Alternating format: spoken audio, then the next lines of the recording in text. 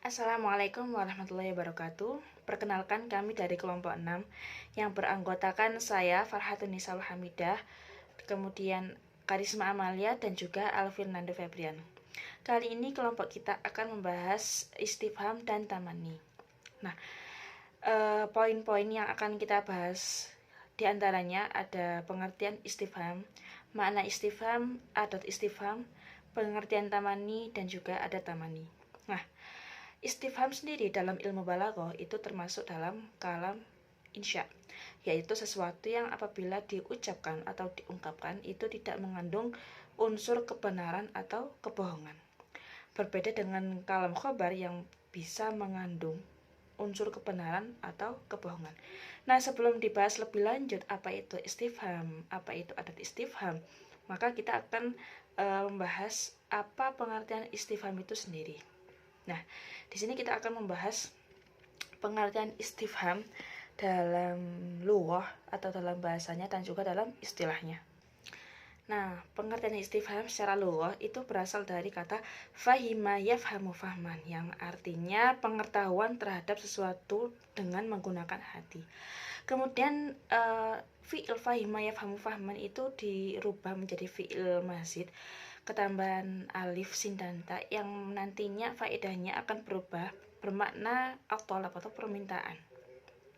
Nah, jadinya menjadi istafhama yastafhimu istifhaman yang berarti meminta pengetahuan. Jadi kata istifham secara lughawi itu adalah meminta pengetahuan. Kemudian menurut istilah ada yang berpendapat. Pendapat yang pertama itu adalah mencari pemahaman tentang suatu hal yang tidak diketahui. Kemudian pendapat kedua adalah memiliki suatu maksud pokok, yaitu mencari pemahaman tentang suatu hal.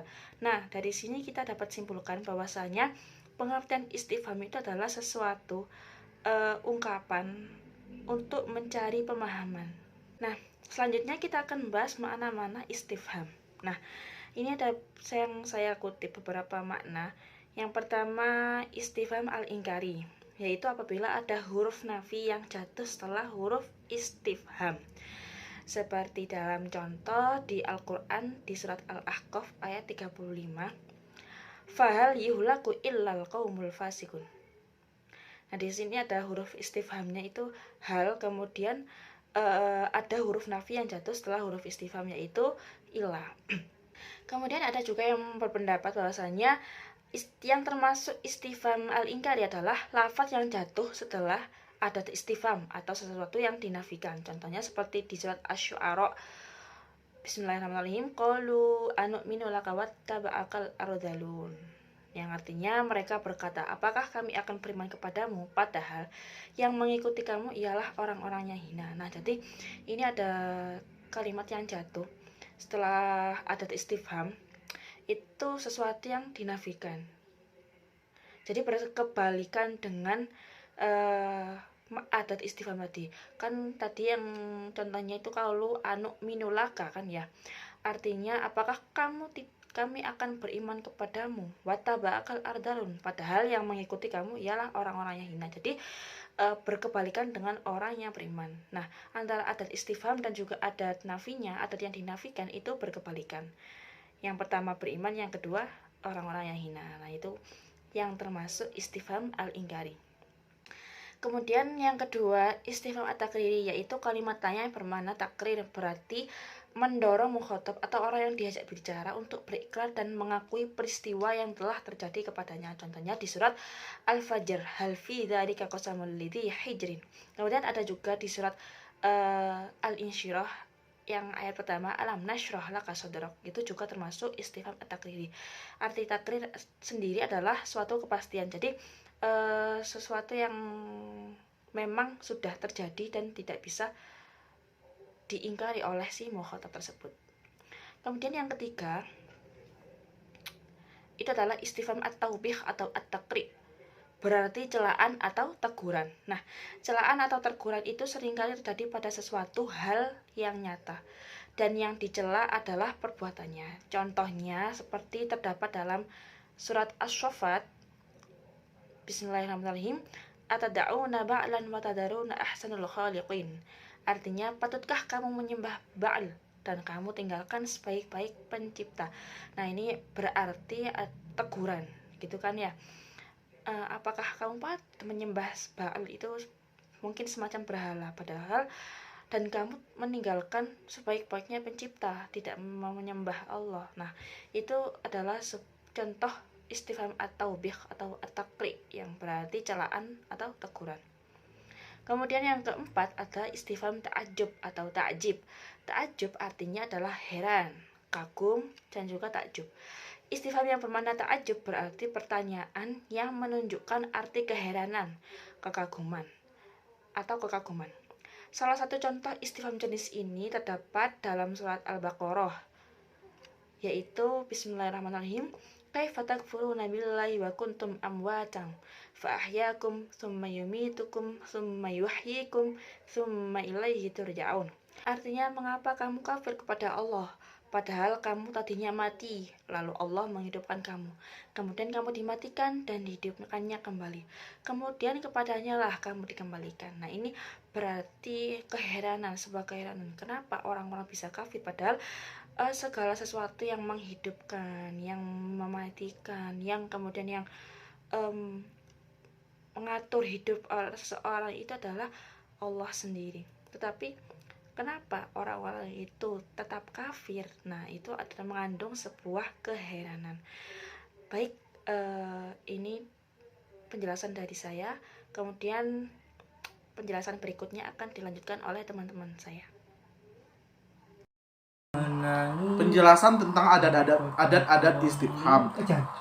Adat-adat istifham itu diantaranya ada hamzah, hal, ma, man, mata, kaifa, aina, ayana, anna, kam, ayun. Yang pertama adalah hamzah. Hamzah itu ya memiliki dua makna. Yang pertama adalah tasawur, penggambaran atau konsepsi, yaitu gambaran tentang mufrad atau jawaban yang bersifat mufrad yang pada dalam hal ini contohnya yaitu Ali musafirun am Khalid, di mana di dalamnya terdapat lafaz am yang tidak membutuhkan jawaban ya atau tidak. Yang kedua, hamzah yang bermakna tasdik atau pembenaran nisbat atau konfirmasi. Contohnya di mana dalam hal ini membutuhkan jawaban na'am atau la. Contohnya pada kalimat safirun Ali, apakah Ali itu pergi? Dan ini harus dijawab ya atau tidak. Yang kedua adalah hal ini digunakan untuk membenarkan tasdik, yang dimana membutuhkan jawaban na'am atau la.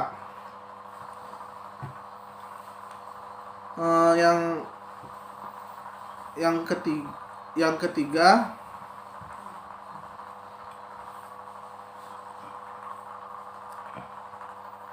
adalah man. Man ini bermakna siapa, yang dimana menanyakan makhluk yang berakal. Contohnya man fataha Misra, siapa yang menaklukkan Mesir. Yang keempat adalah ma, untuk menanyakan sesuatu yang tidak berakal. Seperti ma hadza, apa ini. Yang kelima adalah mata. Mata itu menanyakan keterangan waktu. Contohnya mata ya'udul musafirun, kapan musafir itu kembali. Yang keenam itu adalah ayana. Ayana itu menanyakan keterangan waktu yang akan datang secara khusus. Contohnya yas'alu ayyana yaumal qiyamah. Ia bertanya kapankah hari kiamat itu terjadi. Yang ketujuh adalah kaifa. Kaifa itu menanyakan keterangan keadaan. Contohnya pada kalimat kaif haluk, bagaimana kabarmu. Yang kedelapan ada aina. Aina itu menanyakan keterangan tempat. Contohnya aina maskanuk, di mana tempat tinggalmu. Yang kesembilan ada anna. Anna ini mempunyai tiga makna, yaitu bagaimana, dari mana, dan kapan. Contohnya, ya Maryamu, anna laki hadha, wahai Maryam, bagaimanakah kamu memperoleh makanan ini?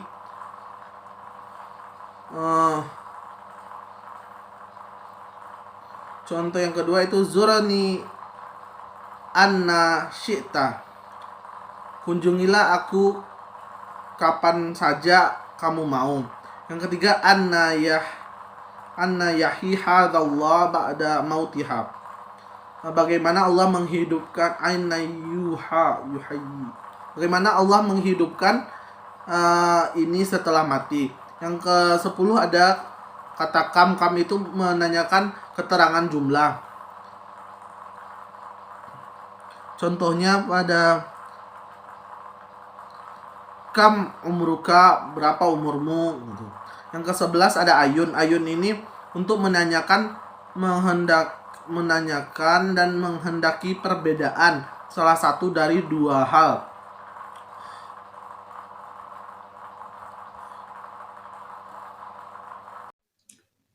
Kemudian materi selanjutnya yaitu pengertian tamani. Pengertian tamani dari segi bahasa berarti merancang atau merencanakan sesuatu dan ingin mendapatkannya. Adapun pengertian tamani secara istilah yaitu mengharapkan sesuatu yang mustahil terjadi.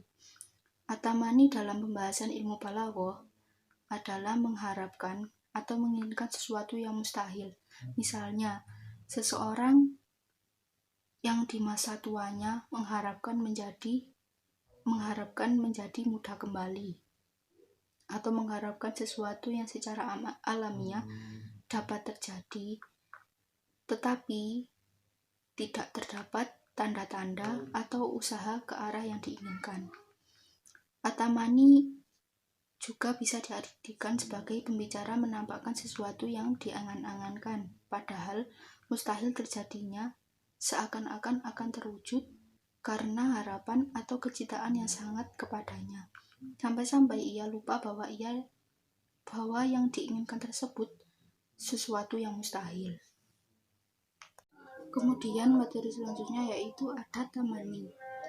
Tamani mempunyai 4 adat atau perangkat atau lafadz yang menunjukkan tamani. Yang pertama yaitu laita. Lafadz laita berfungsi untuk menyatakan harapan yang mustahil karena sangat jauh untuk mencapai harapan tersebut. Contohnya, faya laitama baini wa baina uhibbi minal ba'di ma baini wa baina masoib, yang artinya aduhai kiranya jauh antara diriku dan antara para kekasihku adalah seperti antara beberapa bencana. Tapi terkadang lafadz laita juga berfungsi untuk menunjukkan makna penyesalan. Contohnya, ya laitani ittakhadat ma'ar rasulah sabila, yang artinya aduhai kiranya dulu aku mengambil jalan bersama-sama Rasul. Kemudian yang kedua, lafadz hal.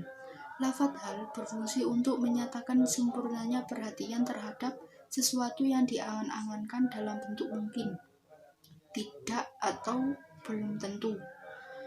Itulah sesuatu yang ditanyakan. Contohnya, fahallana minal shifa'a fayasifa'u lana, yang artinya maka adakah bagi kami pemberi syafaat yang akan memberi syafaat bagi kami. Karena tidak adanya pemberi syafaat itu telah dimaklumi oleh mereka, maka tercegahlah makna istifham dan lahirlah makna tamani sesuai konteks. Kemudian yang ketiga, lafadz lau. Lafadz lau menunjukkan sesuatu yang muhal. Perkara yang diangan-angan itu juga muhal. Contohnya, falau annalana karrotan fanakuna minal mu'minin, yang artinya maka seandainya kita dapat kembali ke dunia, niscaya kami menjadi orang-orang yang beriman. Quran Surat Asy-Syura ayat 102. Kemudian yang keempat, la'alla. Lafaz la'alla menunjukkan suatu hal yang diharapkan memang jauh untuk dicapainya dan seolah-olah tidak bisa diharapkan tercapainya. Contohnya yang artinya, hai sekumpulan burung merpati, adakah yang mau meminjamkan sayapnya? Semoga aku terbang pada kekasih yang aku cintai.